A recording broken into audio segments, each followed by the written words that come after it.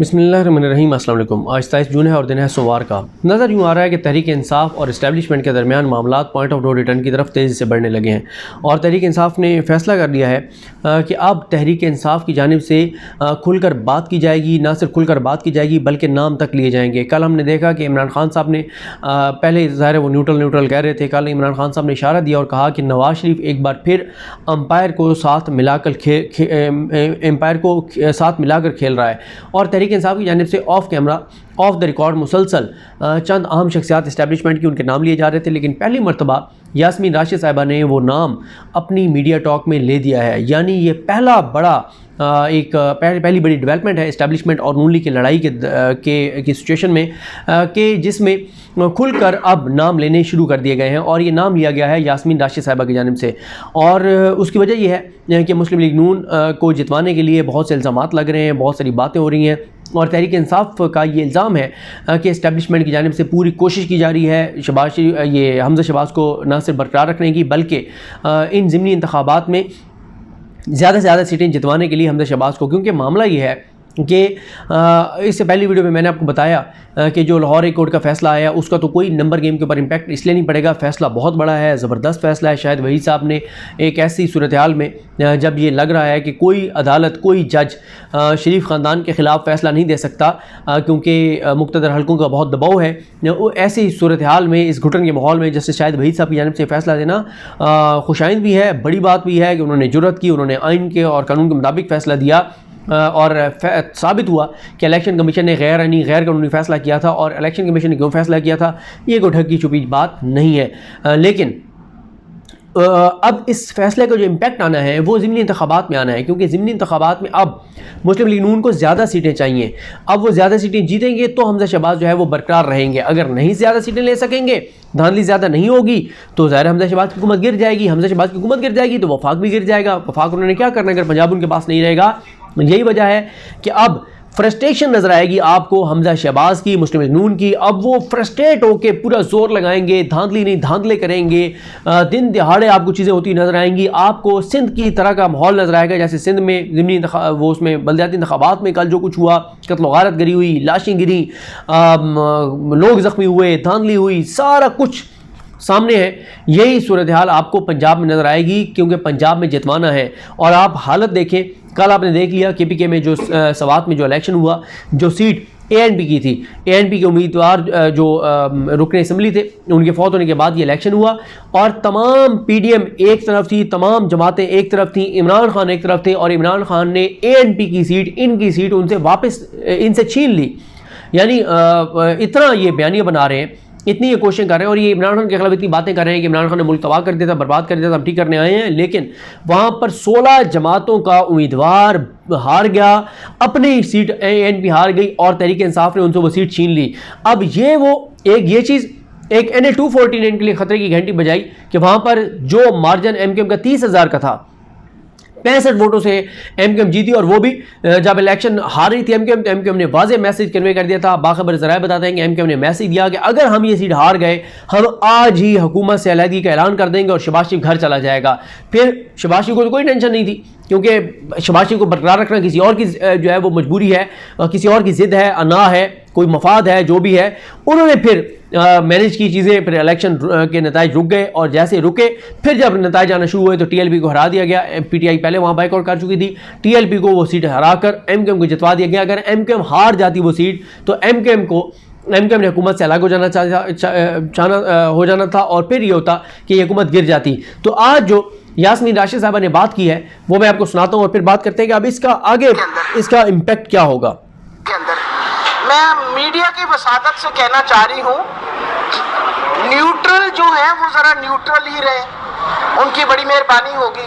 वजह यह है कि हम सुन रहे हैं ये किस्सा कि न्यूट्रल जो है वो न्यूट्रल है, हमारी इत्तला के मुताबिक न्यूट्रल नहीं है।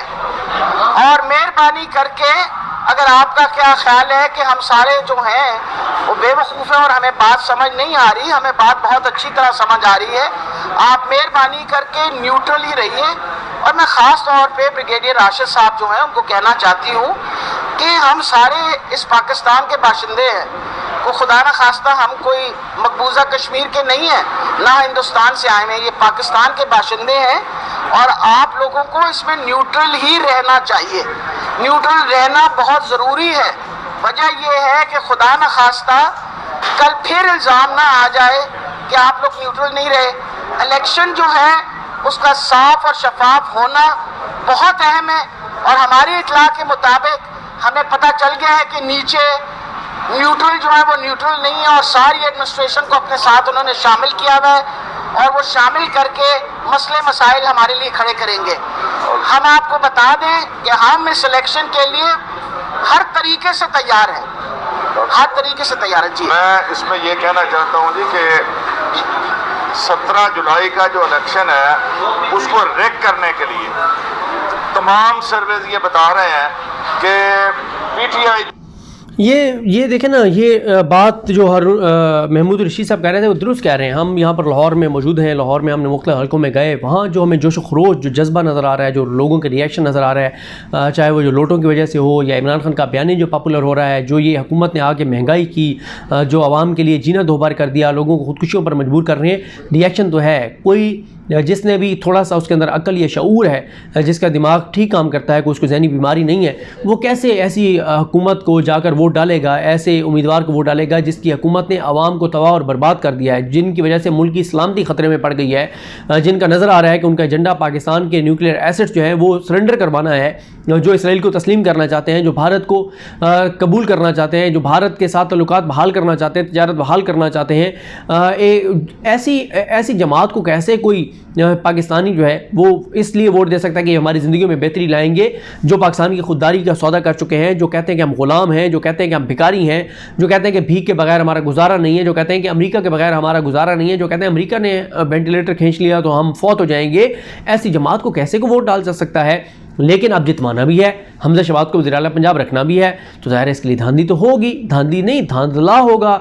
और हमजा शहबाज इस वक्त जो कर रहे हैं, वीडियो लिंक के ऊपर मुख्तलिफ उम्मीदवारों को बुला के आज़ाद को जो लालच दे रहे हैं, उनको काबीना में शामिल करने का कह रहे हैं, तो ये वो सारी चीज़ें हैं जो कि सबको नज़र आ रही हैं। लेकिन ये बहरहाल एक ख़तरनाक बात है और मेरा ख्याल है कि ये हो नहीं सकता कि डॉक्टर यास्मीन राशिद जो इस वक्त पीटीआई की सदर है इस पूरे रीजन की, उनकी जानिब से ये हो नहीं सकता कि इमरान खान साहब की मंजूरी के बगैर ये नाम लिया गया हो। इमरान खान साहब की मुशावरत, उनकी मंजूरी शामिल होगी, उनसे पूछे बगैर ये नहीं हो सकता था कि इस तरह से वो नाम ले दें और एक सेक्टर कमांडर का नाम ले दें। और उनके वाले से ज़ाहिर सोशल मीडिया पे तो चीज़ें चल रही थी, Tehreek Insaf off camera off the record भी बात कर रही थी। तहरीक इंसाफ का तो ये भी इल्ज़ाम है कि जो इनके बंदे टूटे वो तोड़ने वाले भी यही शख्सियत थी। तो पहले of camera off the record बातें हो रही थी, अब खुलकर प्रेस टॉक में ये बात कह दी गई है। तो इसका मतलब है कि पॉइंट ऑफ नो रिटर्न पे मामला चले गए हैं, लड़ाई शदीद होगी। अब इसके बाद क्या कोई प्रेस रिलीज आएगा, कोई वजाहत आएगी, कोई और कार्रवाई होगी? क्योंकि कार्रवाइयाँ पीटीआई ये समझती है कि 25 मई को जो कार्रवाइयाँ तहरीक इंसाफ के खिलाफ हुई या उसके अलावा जो मुकदमात बन रहे हैं, जो बयानी बन रहा है, तहरीक इंसाफ का इल्ज़ाम यह है कि ये सब कुछ इस्टेब्लिशमेंट कर रही है और करवा रही है, सब चीज़ें वो मैनेज कर रहे हैं। ये बाकी तो कठपुतलियाँ हैं, चाबी वाले खिलौने हैं, ये तो किरदार हैं सामने नज़र आने वाले। ये जो इनका जिस्म नज़र आता है इसमें रूह उनकी है, रूह उन्होंने फूंकी है, वही चला रहे हैं। जब तक रूह वो रखेंगे तब तक ये जिस्म आपको चलता हुआ नज़र आएगा। जब वो रूह वापस निकाल लेंगे तो फिर ये जिस्म धड़ाम से गिर जाएगा और ये मुर्दा हो जाएगा। इस हुकूमत का जिस्म, इसमें रूह उनकी है। और कुछ चीज़ें ज़ाहिर है अकल पे आप जब अपने अकल का इस्तेमाल करते हैं तो आपको नज़र आता है कि एमक्यूएम कहती है हमारे साथ धांधली हुई है, JUIF कहती है हमारे साथ धांधली हुई है, एमक्यूएम का कोई मुआहदा भी पूरा नहीं हुआ, बाप वालों को भी कुछ नहीं मिला, लापता अफराद मेंगल साहब के वापस नहीं आए, मोहसिन दावड़ को कहते हैं कि अभी भी हमारे लोग शहीद हो रहे हैं, अली वज़ीर भी रिहा नहीं हुए। उसके बावजूद अगर ये सारे खड़े हुए हैं इकट्ठे, तो कोई तो हस्ती है ना जो कोई तो है जो निज़ाम हस्ती चला रहा है, कोई तो मकनातीस है जिसने इनको जोड़ा हुआ है, कोई तो इनको मुतहद रख रहा है, कोई तो इनकी लड़ाइयाँ नहीं होने दे रहा, कोई तो है जो इनको इसके शहबाज शरीफ की हुकूमत को नहीं करने दे रहा। तो ज़ाहिर है ये सबको नज़र आ रहा है और चीज़ें अब नहीं छुपती, चीज़ें सामने आती हैं। लेकिन ये एक बहुत बड़ी डेवलपमेंट है। लड़ाई आखिरी मैं तो समझता हूँ मरहले में दाखिल हो गई है। अब इसके बाद क्या, जिनका नाम लिया है उनकी जानिब से कोई वजाहत आएगी क्या? इसके बाद अगर कुछ मुदाखलत हो रही है तो वो रुक जाएगी, या फिर खुल कर कहा जाएगा कि फिर आएँ मैदान में, ऐसे तो फिर ऐसे सही आएँ और फिर खुल के खेलते हैं और अब आप सीटें जीत कर दिखाएं क्योंकि ये तो प्लान बहरहाल ज़बान ज़द-ए-आम है, ये कोई ढकी छुपी बात नहीं है कि जितनी भी सीटें हमजा शहबाज को चाहिए उतनी सीटें तो उसको जितवाई जाएंगी नून लीग को।